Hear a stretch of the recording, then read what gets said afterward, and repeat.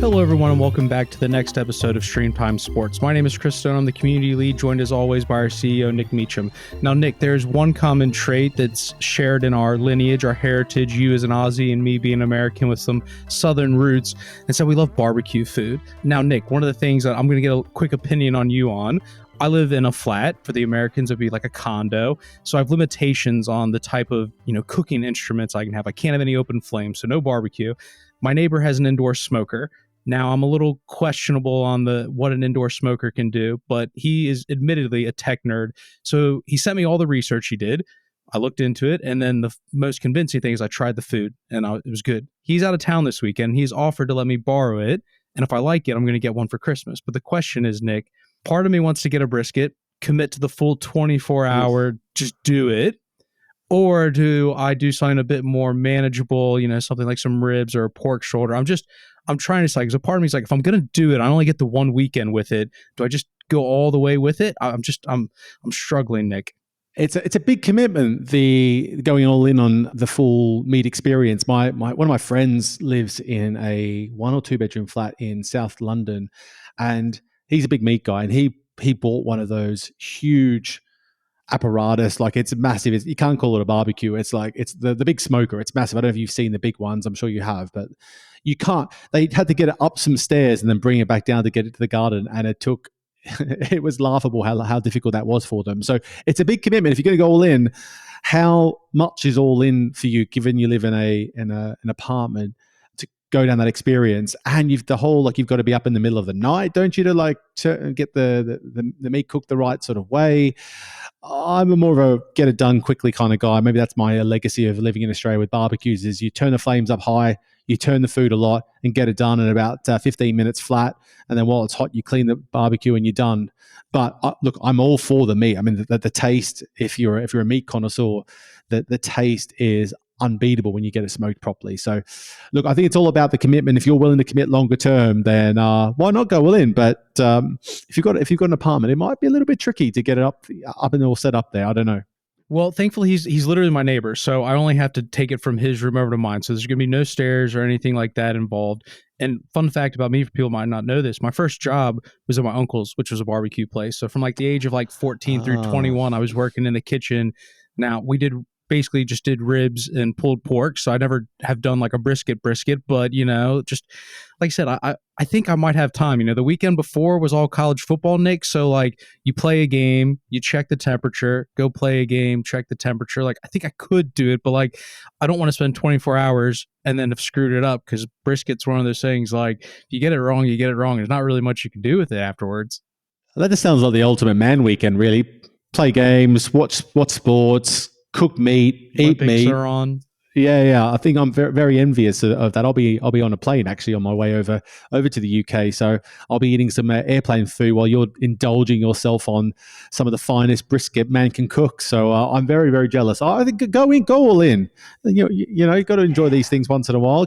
Commit to it and see if you can be a really good test for you to see if it's something you want to commit to doing regularly on a longer term basis, and therefore if you're going to commit to buying one yourself. So I give it a go. Yeah, well, you referenced you'll be flying over, so there is going to be, we are going to miss you for an episode or two, but we will still continue to produce some great content. Steve McCaskill, technology editor, is going to fill in, but when you do come back, I'll give the people a bit of an update on how the barbecue food went. But I appreciate your faith in saying go big or no home, or is Bruce Arians, former Super Bowl winning head coach for Tampa Bay Buccaneers, likes to phrase it as no risk it, no biscuit. No risk it, no biscuit. What a line. I can't believe that line still continues to live on. I keep hearing that line. It periodically just jumps out of nowhere. So yeah, go for it, mate. I'm intrigued to hear the results. And if it is that good, then I might be requesting your services next time I'm in town. Fair play. Well, we will move on to the news this week. Now, Nick, actually quite a lot of big news this week, and we'll start off with the biggest one, which is the NBA. Now, we've known that this deal has been coming down the pipeline, but there's been all sorts of different rumors in terms of what would happen with its long-term partner, Turner, what kind of money would they pull in, how would they splice it up between live, linear, streaming. And we started to get a few of those different answers. Now, on the face of it, it's a 11-year media rights deal, which I find interesting, given 10 seems to be the standard, but it's 11. But it's supposed to be for $76 billion, around $6.9 billion per year. Now, I'll be honest, Nick, I found that number a little bit interesting because, to be honest, I didn't think it would get that high. Like, I know everyone said that they were expecting it to be that high, but the NFL being at $100 billion, I just don't think of basketball being quite that close in terms of popularity. So credit to them because it's a little bit higher than I thought. But before we start digging into some very specific parts of the deal and perhaps the juiciest bit about the current state or the relationship with Turner, anything pop out at you right away when you saw it? Yeah, the number is definitely bigger than I expected for two real reasons. One is it's much closer to the NFL number, as you alluded to. Now, they are two very different propositions, right? You're talking about one league that has 82 games a season versus one that has 17 weeks. So the breadth of programming, whilst not driving the audiences in any single instance, is really filling a void for all these sports broadcasters to ensure they have constant, high quality live sports available through most of the year. So it is a different proposition. They get a lot more per game return. So the broadcasters pay a lot more for a lot less in terms of like the value of those games. But versus what we've seen with the NFL, where the NFL is a very premium price per game, but most of that monetization really happens in the NFL anyway through advertising. Whereas this is interesting how it's mixed between, you've got your Amazon Prime, your ESPN, and NBC, a real mix of potential broadcasts across free to air, behind paywalls, and through an ad-funded streaming approach. So very different mix of organizations and how the content's all going to be made available. So obviously Amazon coming to the table here is really significant. The reason it's significant is up until this point in the US, they've only been investing in the Thursday Night Football and then Black Friday. That is only 16 to 17 games a season. It's not a huge needle mover all year round for live sports in comparison. They obviously have some other live sports available, but not at that premium level. This now gives them a real ongoing footprint in the market to become a legitimate destination for consumers to consume live sports on a week-to-week, day-to-day basis that they've not had before in their most important market in the US. And I do think that's a really critical next step for them. So it's obviously the step that they needed to make if they wanted to continue to double down on being a sports broadcaster. They couldn't just continue to sit on the NFL rights and sit on that alone for the next several years. It just doesn't make a lot of sense. And the fact they've been able to create another Black Friday event in having the NBA there, it will basically make Black Friday the complete Amazon will be the complete destination for consumers for both e-commerce and for live sports through the entire day, back to back with the NBA and the NFL. So I love the move of Amazon making this step. It really does set the scene now that they may actually start making a few more moves strategically in live sports potentially. They're not set to make major moves, but just a couple more to become a real destination ongoing. Obviously, the big loser here is Warner Brothers Discovery and TNT, which has been well documented, and the fact they might even go to the courts. But the writing on this, this has been one of the most anticipated announcements, probably even bigger and running longer than the NFL, because there's been nothing else to negotiate within the major leagues market in the US for so many years. It's almost been talked about for longer than you could possibly imagine. So good that we finally got this settled. I'm curious to see what the next set of rights will be focused on. But I still think this conversation won't go away if Warner Brothers Discovery do take this to the courts. Now, I'm not an expert on that side of things, Nick, but have you heard of a similar situation like this in terms of Turner having the right to basically match the price? Because I have read, and my anticipation is they're probably going to try to win this back. How do you think that potentially plays out? I'm not familiar with too many deals that exist in the industry where there's firstly an exclusivity in negotiation period. So they are able to have a period of time where they can negotiate with the sports property to see if they can get a deal done. And the fact they can match any deal as being a definitive clause. Now, where it gets messy and really interesting is the fact that what is being reported is that the NBA is saying, despite matching the price of what Prime are offering, they're not offering the like for like that TNT can. Now, we haven't got a lot of detail on that, but I would imagine it would be something to do with the reach that Prime has. And there's also an element of what Prime are doing, which is, I think, flying a little bit under the radar because it's so US centric. It's the international side of this deal that's really interesting. Prime Video is going to be the primary destination and distributor of the the NBA Game Pass now. That's that trend we started to see with DAZN taking on the NFL's Game Pass last year and trying to take more of those, say, products into their ecosystem. Well, Prime's about to do that as part of this deal. And I imagine something like that might have been one of the reasons. And some of the games will actually be broadcast internationally as well. So it's a bigger deal than just the US. And that might be the X factor they've been able to do to bring into the deal to make it not a like for like. TNT can't match that in the same way and vein, because Prime Video has more of a robust offering to deliver on the League Pass product, and indeed they're broadcasting it internationally. So they do obviously have Discovery Plus as part of the Warner Brothers Discovery, but it just feels like maybe the NBA didn't really want to do a deal with TNT anymore, and they were quite happy to move away from what TNT had to offer and move towards one of the biggest companies in the entire world to make sure they have a major long-term partner to work with. Now, not for the NBA, but for TNT and Turner, what does this mean for them? These were sort of their big premium rights, and obviously they're launching HBO Max. You would think that sports would eventually be a part of that. Now, how this impacts the joint venture that's also between Warner Brothers Discovery, ESPN, and Fox Sports, it almost makes it feel like, what is Turner actually bringing to this relationship and relationship to the other two? What is the potential fallout for Turner in that perspective? Because this really was their crown jewel of rights. Yeah, they've still got quite a bevy of sports rights, but they are synonymous with owning the NBA and being a partner since, what was it, 1989, and obviously the show they've had with Charles Barkley and Shaquille O'Neal, that's been standing the test of time. So it's a hit for them. I mean, they have wrestling, they have a bit of NHL, and they have MLB. They've got some college sports. They're obviously known for March Madness as well, being part of the mix. But it takes a huge chunk of their visibility and their share of the rights, the premium rights that exist in the market. So yeah, it's a great question how it impacts that deal. We still don't have enough detail on the venue sports offering and the actual deal that exists. How are they sharing the revenue and the profits of that product? That's a joint venture between Warner Brothers Discovery, Disney, and Fox. So if it doesn't have an impact, they must have had a bit of a provision in there that the deal or the dynamic of the relationship would ebb and flow depending on what you're bringing to the table. And that might not just be rights, it might be something else, but it definitely has to have an impact. But unfortunately, that venue product, ESPN will still be what they're classifying as the senior broadcaster, will have a real access to some of the premium matches that are available through the NBA season.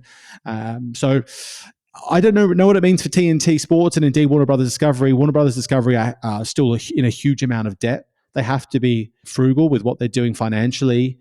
And it's obviously a cost benefit analysis to determine whether or not this was the right investment, whether or not they would have even considered going over Amazon Prime, and whether this is going to drag out in the courts. It's messy one way or the other. I remember, David Zaslav, the CEO, famously coming out a few years ago, and he made a line about the fact they don't need the NBA as much as people might think. So now proof will be in the pudding, and whether that actually is a line that he might rue, and whether or not that really sort of ground the gears of an Adam Silver and co when they were getting into the negotiating window of time for them. So interesting to see what happens there. Ultimately, the benefits here for the NBA are pretty simple. They've got really expansive, successful streamers and broadcast partners on board, as extensive a reach as you can imagine. There's a really strong and significant international component of this deal, which will definitely continue to fly under the radar. But there's going to be plenty of NBA made available through ESPN's channels, through Disney Plus, through Prime Video, all related and wrapped up in this deal. So it's a little bit more global than we've seen from any of these types, and normally they're carved out in US only. So it's a great win for the NBA. They were very patient to get this deal done, and now the proof will be in the pudding. It will be, and I do think it's a story that we're going to end up covering quite a bit, because like we said, there's still no guarantee that this might not drag on for a little bit longer, and who knows what else might happen. Even with the NFL, when they signed that original 10-year $100 billion deal, There was still the Netflix deal that's come out. There was still the YouTube TV deal that came out. So I imagine this is probably not the end of this story either.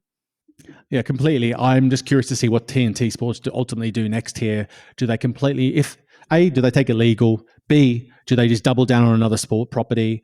Or C, do they just run a tight ship for the next few years and just try and get through this, out of this big debt hole that they're in? But yeah, we'll have to wait and see. Another league that has finally wrapped up a deal that we've been covering for quite some time now, although we've probably not been as optimistic about where they would end up, and they certainly have not come close to where the NBA has. Not that that was necessarily the expectation, but we've been covering League One in France for quite a bit to figure out where they would end up with after their long-term partners, Canal Plus, essentially said we will not be continuing our long-term partnership, and that appears to be wrapped up with DAZN and BeIN Sports securing the domestic rights for League One from 2024 until 2029. Now, it looks like the approximate value for that is going to be about 500 million euros per year, so $544 million per year. So, Nick, this is quite short of the $1 billion per year League One thought they were going to get. But is this, we've talked a little bit about some of the stagnation, or I guess you could say kind of the evening off of the growth chart in European football. Is it just a positive news that this is now wrapped up and that they're going to have a provider given the season's only a few weeks away? Or how much is this long-term impact going to be, having missed by so much what they predicted? Well, the people that are going to suffer the most are ultimately the clubs. Clubs that have, as we've seen in the Premier League in particular, they are built and bankrolled on the basis of having significant media rights revenue and significant media rights revenue growth.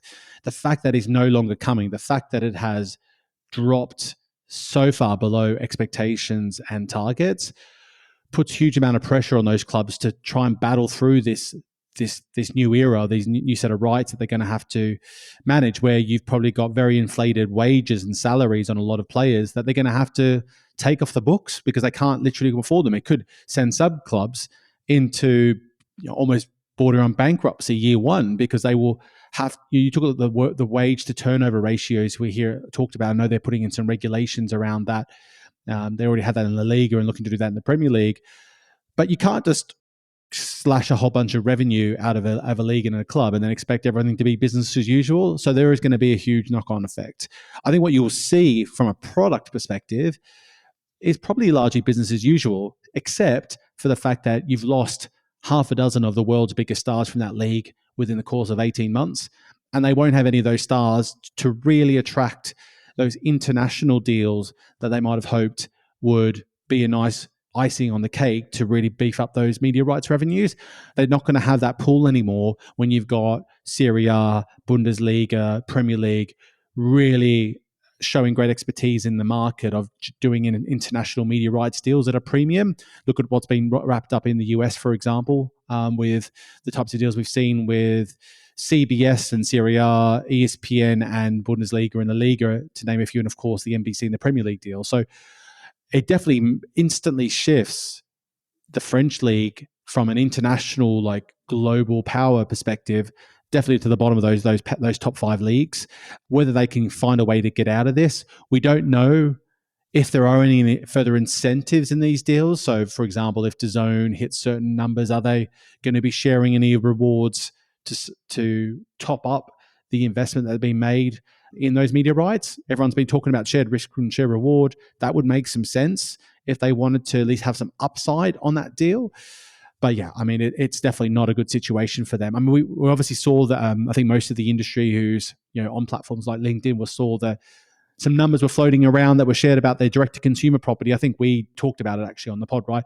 The direct-to-consumer product, if they were to launch, how much revenue it would generate. And that was something around the 570 million euros a year, I think the number was being floated. Now, this number's at 500. So, I mean, most people were skeptical that you could hit that number. I was certainly skeptical of it. But if they're talking about an extra 70 million of revenue, that's an extra, what's that? An extra 15, 17% of revenue. They're stepping away from that because of the risk factors to go back to the incumbents of the traditional players in beIN and DAZN. It tells you, again, another example of that 500 million plus direct-to-consumer revenue was probably a little bit ambitious to begin with. So you did mention there does appear to be a exit clause in the contract, either after 2 years or 3 years, which sounds a little bit similar to what Apple has with MLS to be able to step away. So there may be something specifically for DAZN to be able to step away from that deal, depending on, as you say, how performance numbers are. And it's not to necessarily minimize BeIN, but I'm going to talk about DAZN a little bit, Nick. So maybe you can circle it back around because I see you're keen to talk about it. Yeah, well, I think from just DAZN's perspective, it's a really, you're right on to talk about that a little bit more, because they have been planting little seeds in the French market for a while now. They picked up the Women's French League. They picked up a couple of other sets of the French Basketball League, I believe, as well, and a couple of other sets of rights there. And now that they're coming in with this at a cut price deal, it does instantly establish them as one of the top sports broadcasters underneath, obviously, the major players in that market, in Canal Plus and probably TF1 as well, but gives them a really strong base to work with. The challenge they're going to have is getting the scale quickly. We've seen that in every market. It does take a long time to get people. Most people won't even know of DAZN in that market yet, and that's lost on a lot of people. That it does take a long time to get moving on that. There's going to be a huge investment required in marketing. So there is an exit clause in that deal. I can't see why DAZN would ever be looking to have that in there, because the risk for them is they put all this effort into trying to grow a subscriber base. They're going to have to invest, potentially lose a bit of money year one to get the foundations in place to then have a longer term viable business in that market. I just can't see them wanting to pull that lever unless things really go bad, which I just can't see why that would play out. They've got a great experience in delivering things in Spain, in Italy, in Germany. They kind of should have a good feel of the Western European market and what capabilities they have of driving returns there. So I think that exit clause you referred to is probably more in Ligue 1's benefit, because they want to try and keep the door open to perhaps negotiate a bigger deal somewhere, somehow, and use the next couple of years to try and carve out and work out a strategy of how to get there. Well, to your point, Nick, when I was on holiday with all my American friends, they're still pronouncing it as DAZN. So to your point, there's definitely still people a bit confused even on the name. But you did bring up an interesting point, which, thinking from a DAZN perspective, they are based and founded in London, and I'm sure they would love to have a bigger role here. They don't have the Premier League rights, and they do have some things over here, but nothing massive. But you did mention at this point, they have 4 of the other 5 big European leagues to some extent, even some Champions League rights in some of those countries as well. I mean, at this stage, they have taken this market by market approach, being smart and building it up. There's got to be some confidence, given some of the changes in leadership that they've had, to be able to start to strategically craft out grabbing some premium rights and across these European markets. And as you say, with this one in League One, they've really done it for a bargain rate relative to what expectations may have been. Yeah. DAZN seem to be putting a nice set of pieces together in building this powerful European sports platform. What we're yet to see, though, is any financials yet. I haven't actually had a chance to look through the last company's financials, but I don't think there'll be a lot in there. But it's to really determine, has this approach started to pay dividends, this pan-European mopping up premium rights in markets that are the competitive tension is not as high as it might have been in other markets like the UK, where it is much more competitive and difficult to break through. So I definitely think they've got a playbook that they're following. It's been interesting to see how quiet things have gone on, say, the betting side. We haven't heard a lot of noise around that lately since they were really in the thick of launching that to market. And obviously they have been opening up the doors to a ad and free tier to see how much of a role that can really play at driving interest. Ultimately, they still have a big job to do at becoming valuable on a day-to-day perspective.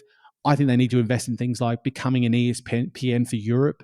So really lean into we've been moaning about the ESPN Plus issues of you want to read their premium editorial content, but you can't get access to it because it's only really you're subscribing to something that's a US-based service. Well, I would love DAZN to be like, we're going to commit to being a true editorial outfit and be valuable to people day in, day out, maybe through other means, and build a relationship with their audience, not just through a transactional pay TV offering.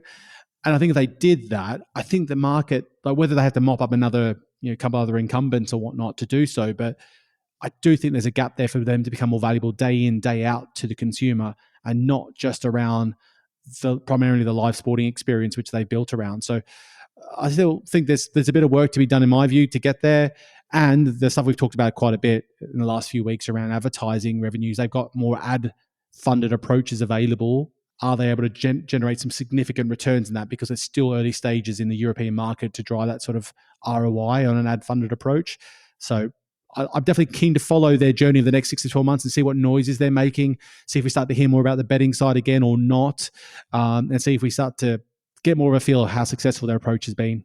Well, speaking of advertising, we'll shift stories over to Reddit. Now, I'll admit, Nick, I am not an active Reddit user, but it's amazing how pretty much the first result on any Google search I ever go to just takes me to a thread within Reddit. So I should probably start an account because it apparently has the answer to every question I've ever asked.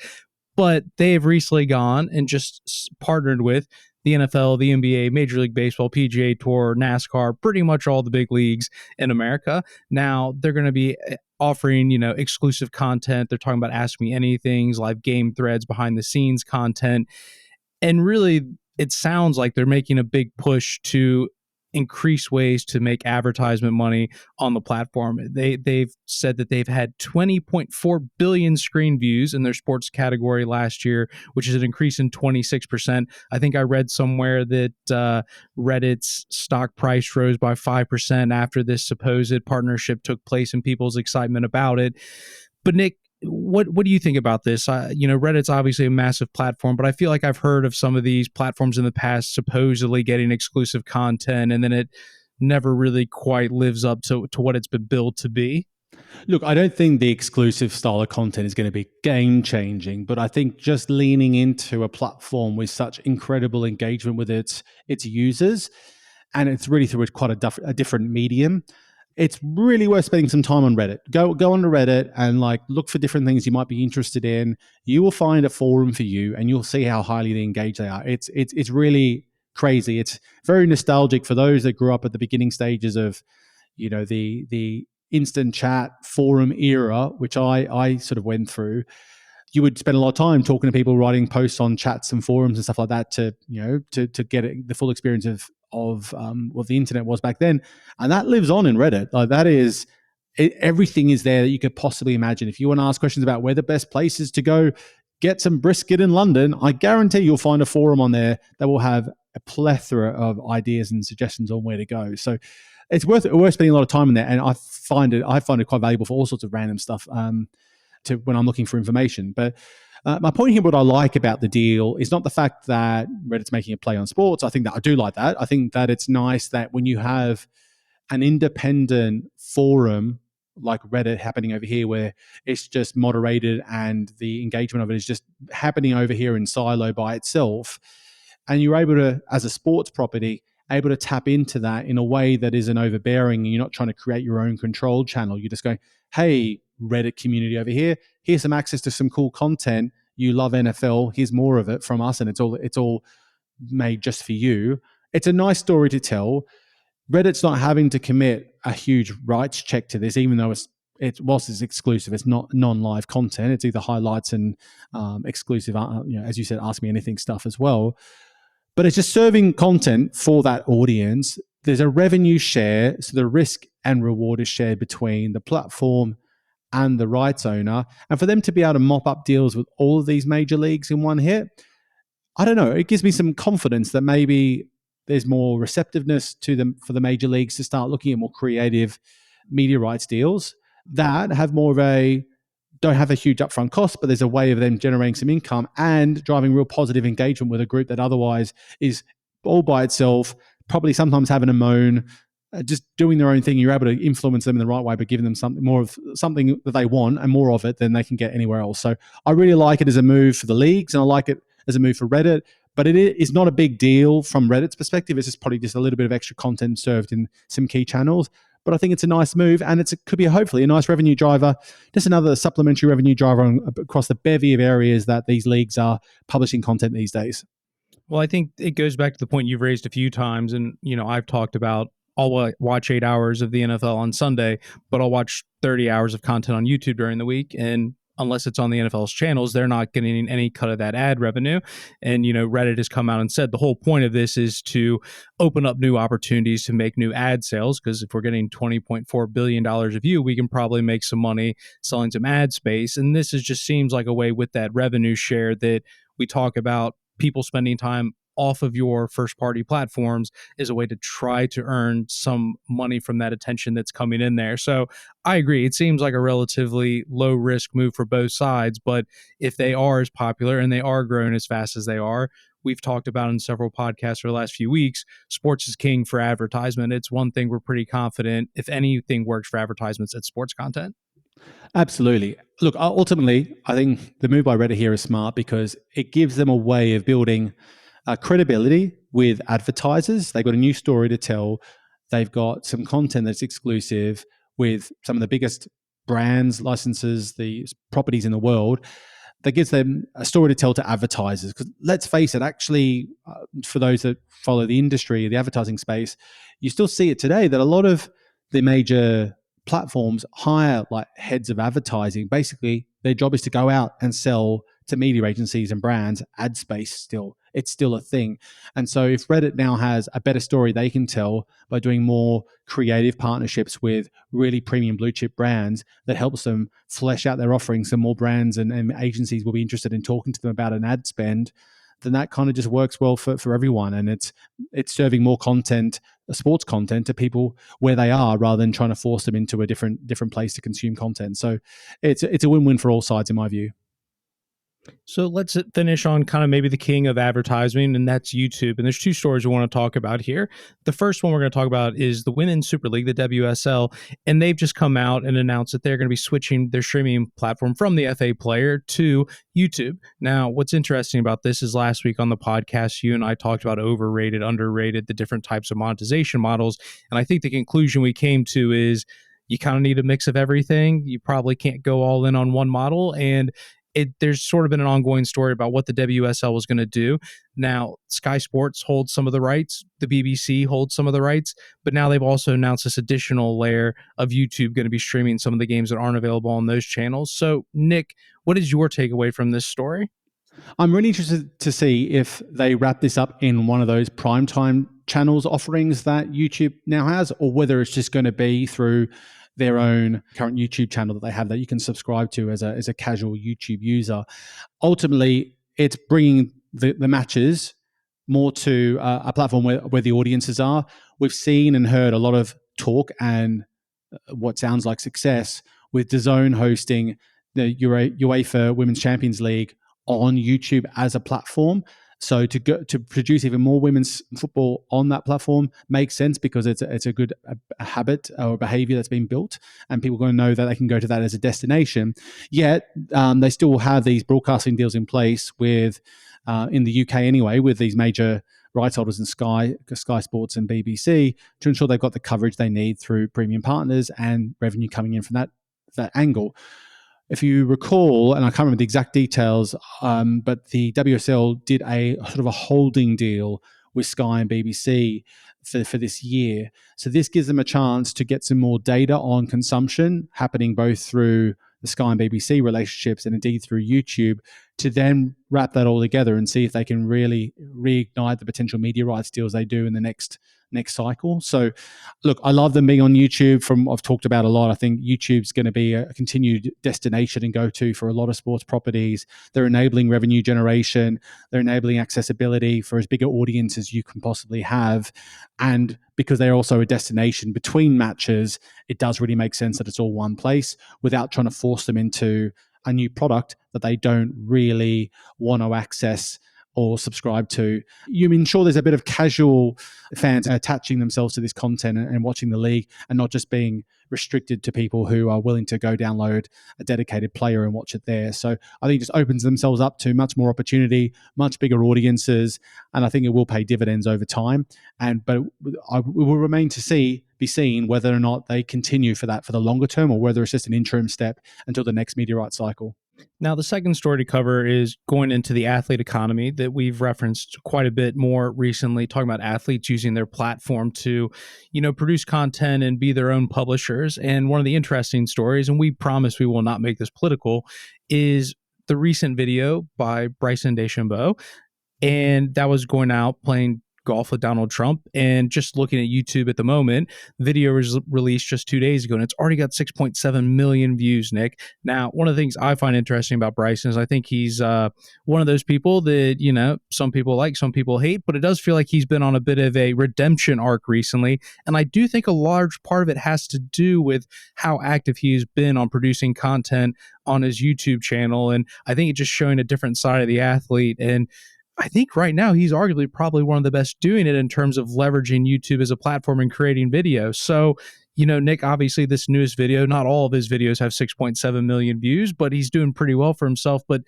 given we've talked so much about the athlete economy recently, Nick, what do you want to highlight from this? Yeah, look, it's a great example of how powerful an athlete having the flexibility to do what they like from a content creation perspective, and how quickly it can deliver results, and what it can do from a brand perspective, from a personal brand perspective. I mean, it has absolutely changed the perception of Bryson DeChambeau in the eyes of golf fans across the world. I found myself watching a whole bunch of these shows. He does some fun, different types of golfing experiences with either influencers or pro golfers. He's done it with long drive competitors, and I mean, to pull this off, to get Donald Trump to commit and agree to this is something else. So, I mean, kudos to him and to his team to be able to pull that lever. But what impresses me, firstly about that video, it's worth a bit of a watch to see like what I was expecting. I didn't know what I was expecting, but I've never seen Donald Trump in any other environment other than those political environments, and maybe The Apprentice, right? And not for the last decade or 2 decades. So it kind of, not to get political, but it kind of annoys me how well he comes off basically he comes across a completely different person, and Bryson DeChambeau does a great job of working with him and around him. And I think the result is they actually have a really good round, and everyone's like ultimately the net result of that is everyone is now really positive about Bryson and about Trump for those people that watch that video. And it shows the power of one good piece of content, what it can do for someone's brand. So, I mean, fair play to everyone involved to make that happen. It's great for everyone's persona and great for marketing for all of them. And Bryson comes across incredibly well in this video and all the videos that I have seen him do. So I think he's gone from like, I don't know, the villain of the league, a villain of golf, to kind of like this. He's one for the little guy. He's for the fans. He's completely changed his title and his presence in a couple of years. And to go over 1 million subscribers, it sets him up for complete success. Now, what I don't understand the specific details, but what I have heard from a lot of people is that what Bryson's doing would not be achievable or doable under the PGA Tour banner if he was just playing on the PGA Tour alone. There's be more restrictions on what he could and could not do. So potentially having the restrictions off him and working with Live has given him more flexibility to do what he likes, whether it's time and whether it's restrictions on brand, I don't know. But I mean, it's a huge win. It's yet another example of what an athlete can do and achieve if they invest their time, a bit more time and effort into their social media channels. He's basically set up for success longer term now. He can do what he likes now, and he's got an incredible platform to lean into, to engage audiences, and no doubt drive a lot of commercial revenue in the future around endorsement deals as well. Yeah, it's a bit unfortunate that, I'm going to guess it's not a mistake. I'm going to guess it's a broadcast deal, but slight sidebar is, I went to look up France USA Olympic highlights, not available. And I'm not sure if that's because of how tight the Olympics are on things. And it goes back to the point about Bryson, the PGA Tour not allowing these athletes to do certain things. And I get that you can play with fire sometimes, depending on what people do. But at the same time, like, it just shows the incredible power of what these individual athletes can do, or the power of something like YouTube when you let down the walls a little bit in terms of accessibility. Oh, completely. I think it is the quintessential example for every athlete that is reasonably well known to look at and go, look, we spend a bit of time and resource and time and effort into plan out a strategy. You'll probably have to work with a really good partner for it, but come up with the right approach. Let the athlete really relax and be themselves in that environment, and come up with some creative shows that are well, not heavily produced, but entertaining for the common golfer, and in this instance, the common golfer. And it will work and it'll build audiences quickly. So I have to say I've watched quite a few of Bryson's stuff, and I've only played golf a couple of times this year, but it's just that sort of stuff that it is content that does really make you want to watch it. So yeah, full credit to them, and it just shows the power of what you can do when you also cross over different like creators or different influencers, right? You've got that audience base, the Trump follower base in the US, which is obviously enormous, and for Bryson to be able to find a deal to tap into that, and a politician and a ex-president and a potential ex-president again to be able to come in and will be willing to do that and believe that it's going to provide real value for him to do that really shows the power of what athletes can do. Absolutely. Well, that's everything for this episode. Thank you once again, everybody, for joining us, and we will catch you next week. Thanks, everyone. Now, before you go, if you liked what you heard today, be sure to rate and review and just let me know what you think on social. You can find me on most social platforms as SportsPro Nick. And please do spread the word of the podcast. There's no better way of marketing than word of mouth, whether that be in person or on social media. And if you don't like what you've heard, or you think we should be doing more or less of something, then reach out and let me know, as I'd love to hear from you. Thanks, Stream Timers. Until next time.